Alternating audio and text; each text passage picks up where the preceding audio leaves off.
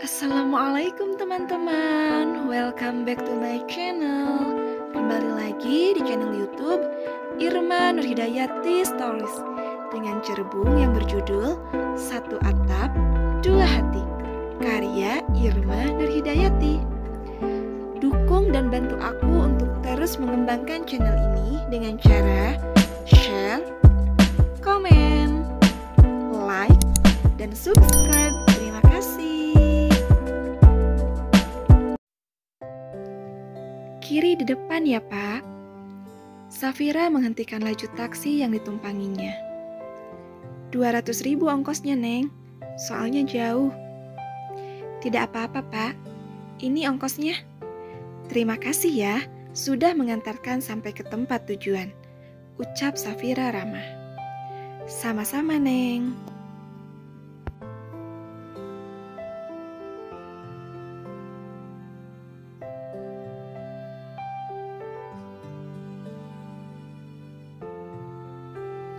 Safira langsung membuka pagar yang terbuat dari bambu.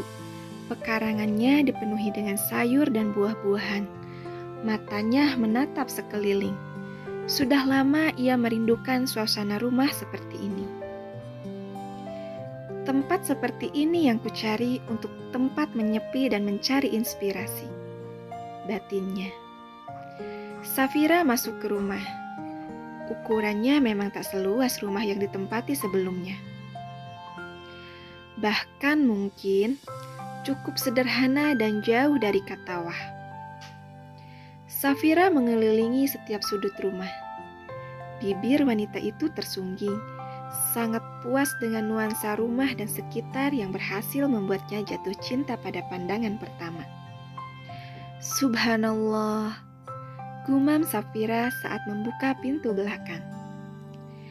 Tak jauh dari halaman belakang rumah, tanpa pemandangan alam yang menakjubkan. Hampir setengah jam, Safira mematung di sana, mengagumi dan menikmati keindahan panorama alam, serta tidak lupa pula mengabadikan potret dirinya di sana. Setelah merasa puas, wanita itu kembali masuk ke rumah. Membaringkan tubuh di ranjang adalah hal terpenting untuk Safira saat ini. Ia tidak ingin janinnya kelelahan dan merasakan stres yang berlebih. Safira merogoh ponsel dari dalam tas. Pada waktu perjalanan tadi, ponselnya memang sengaja ia matikan untuk menghindari telepon dari Yusuf. Ada banyak pesan dan panggilan tak terjawab dari sang suami. Safira tersenyum kecut. Mengapa setelah ia pergi, baru mencari tahu semua? Lelaki tanpa pendirian. Ya, pastinya akan seperti itu. Untung saja aku sayang, gumam Safira.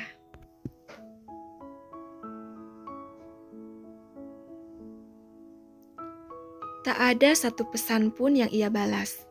Baginya percuma, karena ujung-ujungnya Yusuf pasti akan menanyakan tentang keberadaannya. Safira mencoba memejamkan mata. Namun tak lama kemudian membukanya kembali. Semua drama dalam rumah tangganya kembali bermunculan. Kapan aku bisa tidur tenang? Ponsel berdering. Tertera dengan jelas di layar ponsel kalau sang suami yang menelponnya. Safira mencoba mengabaikan. Setidaknya sementara ini ia membutuhkan waktu untuk menenangkan diri terlebih dulu dari segala hal yang bisa mengganggu kesehatan janinnya. Umi di mana? Pulanglah. Di luaran sana tidak aman. Abi takut terjadi sesuatu pada Umi. Maaf ya, kalau kemarin Abi lebih percaya pada mereka daripada Umi. Pulanglah sayang. Safira hanya membacanya saja, tanpa ada keinginan sedikit pun untuk membalas pesannya. Walau bagaimanapun, ia masih sangat kesal dengan Yusuf yang begitu mudah dihasut oleh Nita dan Almira. Kenapa hanya dibaca saja? Abi tahu, Umi pasti marah dan kesal pada Abi. Setidaknya kalau tidak bisa pulang untuk Abi, pulanglah untuk Galang. Semenjak kamu pergi, dia murung. Bahkan Almira tadi sempat memukulnya karena Galang menangisimu. Membaca pesan itu, seketika hati Safira mulai tergugah. Tak bisa dipungkiri, rasa khawatir mulai mendera hati dan pikirannya. Apalagi saat tahu Galang dipukul oleh Almira gegara menangisinya. Tanpa berpikir panjang lagi, Safira langsung membalas pesan Yusuf. Umi di sini baik-baik saja. Abi tidak perlu khawatir. Sampaikan juga hal itu pada Galang. Insya Allah Umi akan pulang, tetapi tidak untuk hari ini. Umi juga butuh ketenangan, Bi. Jadi untuk sementara, Umi titip Galang sama Abi. Jangan biarkan Almira menyakiti tubuh mungilnya. Setelah membalas pesan itu, Almira langsung mematikan ponsel. Menarik napas panjang lalu mengembuskannya perlahan. Maafkan aku, Bi. Mungkin untuk sementara ini, menjauh dari ibu dan istri keduamu adalah jalan terbaik agar pikiranku tetap waras. Sudah hampir 1 jam lebih, Yusuf mengelilingi setiap sudut rumah untuk mencari keberadaan Galang. Namun, putra sambungnya itu belum juga diketemukan. Rasa khawatir mulai menyelimuti hati Yusuf. Takut terjadi apa-apa dengan Galang. Takut Galang memaksakan diri mencari Safira ke jalanan. Jika benar, bagaimana kalau nanti ada preman jahat yang menculiknya?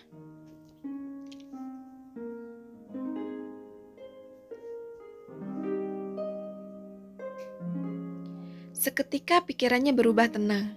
Kala melihat Galang tengah duduk di rerumputan.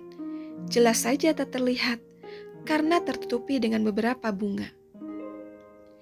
Dari tadi Abi mencari Galang. Mengapa sembunyi di sini?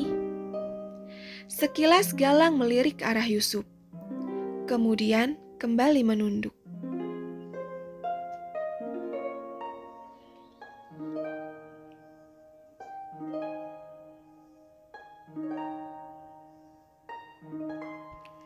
Biasanya kalau Mama jahatin Galang, ada Umi yang melindungi dan menenangkan tangis Galang. Sekarang Umi tidak ada. Rasanya sakit banget, lebih sakit daripada dipukul Mama. Lirih Galang seraya terisak. Yusuf tersenyum, lalu mendekati putra sambungnya itu. Sabar ya sayang, nanti juga Umi pulang. Tadi Umi ada kirim pesan ke Abi. Apa kata Umi, Bi? Tanya Galang, penuh harap. Galang jangan nangis terus, karena kalau nangis nanti Mama mukulin Galang lagi. Umi akan pulang karena Umi juga sama sayang banget sama Galang. Hanya saja Umi membutuhkan waktu untuk istirahat di suatu tempat agar dedek bayi tetap sehat. Benar, Umi bilang begitu, Bi? Tanya Galang memastikan. Iya sayang, makanya Galang yang pintar ya. Galang harus bisa diajak kerjasama oleh Abi. Kerjasama apa, Abi? Galang yakin, mau dan bisa. Galang langsung mengangguk. Insya Allah bisa, asal bisa mendatangkan Umi kembali ke samping Galang. Baiklah, tugas Galang gampang kok. Jangan tunjukkan kesedihan Galang pada Mama dan Oma ya, biar mereka tidak menjahati Galang. Soalnya malam ini Abi tidak menginap di rumah. Galang bisa kan? Abi mau kemana? Apakah Abi akan mencari Umi? Iya, Abi akan menemui Umi. Takut terjadi apa-apa dengannya. Tidak apa-apa kan malam ini Galang ditinggal? Tidak apa-apa, Bi. Asal pulangnya nanti bawa Umi ya. Anak pintar. Sekarang Galang mandi sana. Abi berangkat ya.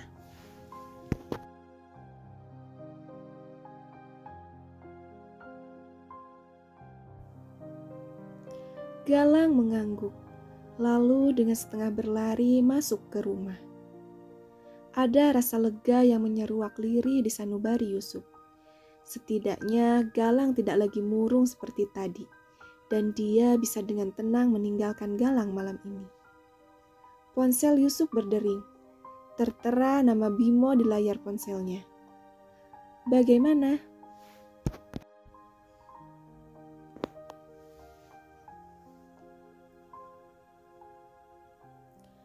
Oke, kirim ke aku langsung. Awas saja kalau sampai salah. Aku tegaskan kalian bulan ini tidak akan ada gajian. Setelah mengatakan itu, Yusuf memutuskan panggilannya. Tanpa menunggu waktu lagi, lelaki itu langsung masuk ke mobil.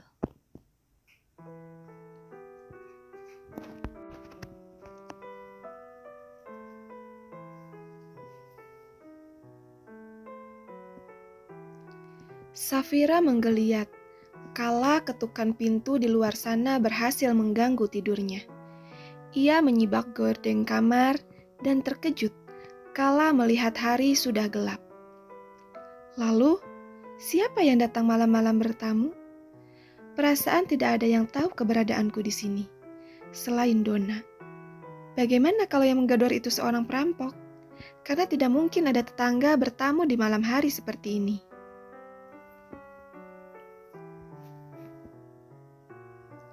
Rasa takut mulai menghinggapi benaknya.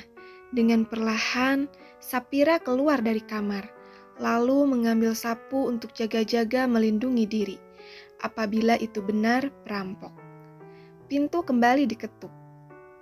Bahkan ketukannya semakin cepat dan keras. Keringat dingin mulai membasahi seluruh tubuh Sapira. Ia mengelus perutnya seraya mulutnya tak henti melantunkan doa.